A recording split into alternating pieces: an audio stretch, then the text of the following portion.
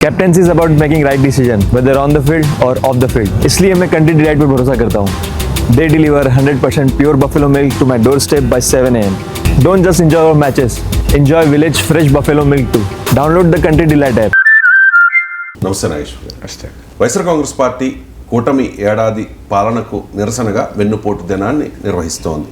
మరి వైసీపీ నిర్వహిస్తున్న వెన్నుపోటు దినంలో పవన్ కళ్యాణ్ విమర్శిస్తూ ఉన్నారు, చంద్రబాబు నాయుడిని విమర్శిస్తూ ఉన్నారు. కానీ కూటమిలో భాగమైన భారతీయ జనతా పార్టీని కానీ భారతీయ జనతా పార్టీ నాయకుల్ని కానీ ప్రధాని మోదీని కానీ విమర్శించడం లేదు. ఎందుకు సార్ వైఎస్ఆర్ కాంగ్రెస్ పార్టీ మోదీని విమర్శించడం లేదు, బీజేపీని టచ్ చేయట్లేదు?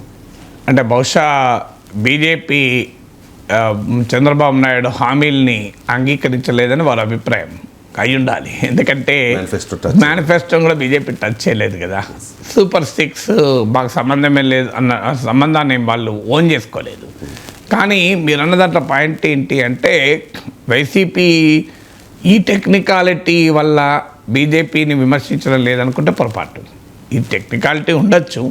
సో వాళ్ళు మేనిఫెస్టో ఓన్ చేసుకోలేదు కనుక మేము వాళ్ళని ఎట్లా అడగలం అని ఆర్గ్యుమెంట్ పెడితే ఆర్గ్యుమెంట్ కొరకు పెట్టవచ్చు. కానీ రియాలిటీ ఏంటి, బీజేపీ కూటమిలో భాగమై వైసీపీని ఓడించడానికి చంద్రబాబు నాయుడు ముఖ్యమంత్రి చేయడానికి దోహదపడింది.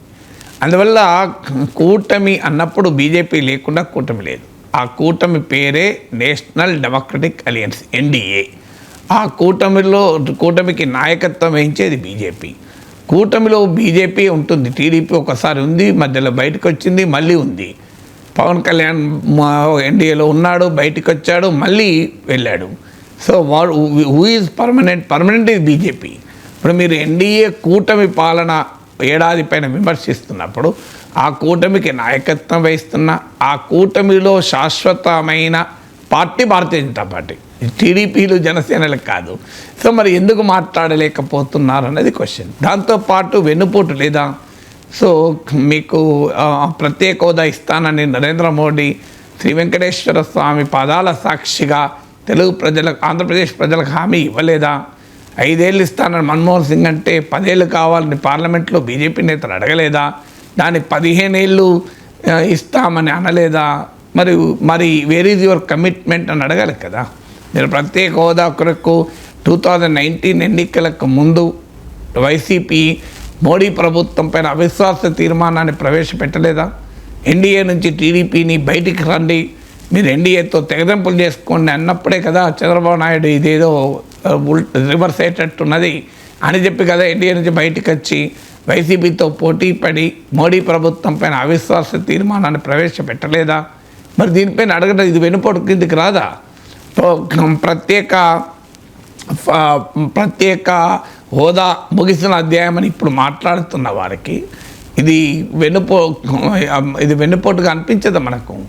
ఇక విభజన హామీలు, భారతీయ జనతా పార్టీ మద్దతుతోనే పార్లమెంట్లో ఆ చట్టం వచ్చింది. అనేక సందర్భాల్లో బీజేపీయే చెప్పుకుంది మా వల్లనే విభజన జరిగింది అని. సుష్మా స్వరాజ్ పెద్ద సోనియాను కాదు చిన్నమ్మను కూడా మర్చిపోకండి అన్నారు. మరి కాకినాడలోనే 2 రాష్ట్రాల తీర్మానాన్ని ఆమోదించారు. మరి ఆంధ్రప్రదేశ్కు విభజన హామీలు ఏవి అమలయ్యాయి దాన్ని చెప్పాలి కదా. కడపలో స్టీల్ ప్లాంట్ సాకారమైందా?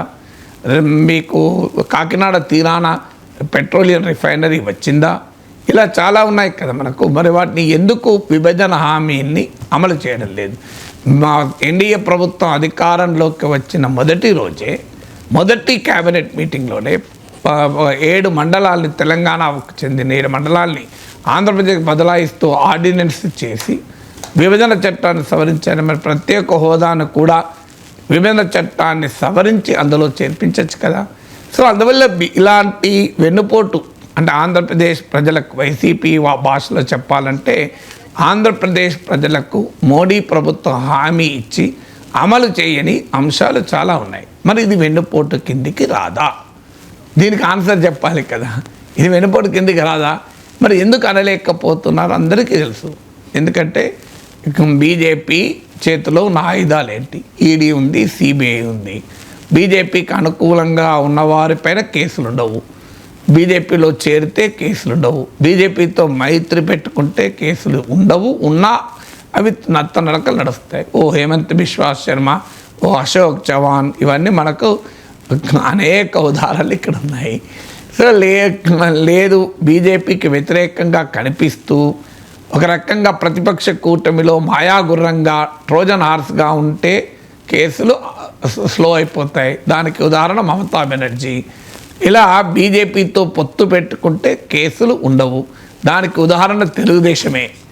ఇలా అందువల్ల మీకు ఇలాంటి పరిస్థితి ఉండగా సిబిఐ ఈడీ కేసులు రాజకీయ వారసత్వంతో పాటు పొందినటువంటి జగన్మోహన్ రెడ్డి బీజేపీ పైన మాట్లాడితే వెన్నుపోటు ఉంటే ఈడీ పోటు వస్తుంది. వెన్నుపోటు అంటే అందుకనికే ఆయన ఏమీ మాట్లాడలేకపోతున్నాడు. అందుకే మా బీజేపీ అసలు కూటమిలో ఉన్నది అని కూడా మర్చిపోతుంది వైసీపీ. ఆ కూటమి బీజేపీ సృష్టించిన కూటమిని కూడా మర్చిపోతుంది. సో అందువల్ల ఆంధ్రప్రదేశ్ పరిస్థితి ఏంటి, ప్రజలు పాపం అర్థం చేసుకోవాలి. ప్రజలు అసలు ఆంధ్రప్రదేశ్లో ఉన్న ప్రధాన పార్టీలన్నీ కేంద్రానికి మోకరిల్లాయి. ఏ గడ్డపైన మోకరిల్లాయి?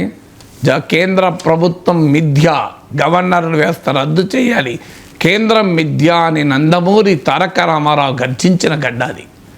కేంద్రం మిథ్య అంటూ నందమూరి తారక రామారావు గర్జించడమే కాదు, విజయవాడలో పొలిటికల్ కాంక్లేవ్, అపోజిషన్ కాంక్లేవ్ పెట్టి కేంద్ర ప్రభుత్వ విధానాలపైన దేశవ్యాపిత ప్రతిపక్షాన్ని సమరంకితము చేసి సమరోత్సాహాన్ని నింపిన బెజవాడ పులిగా నిరూపించుకున్న ఎన్టీ రామారావు గడ్డ అది.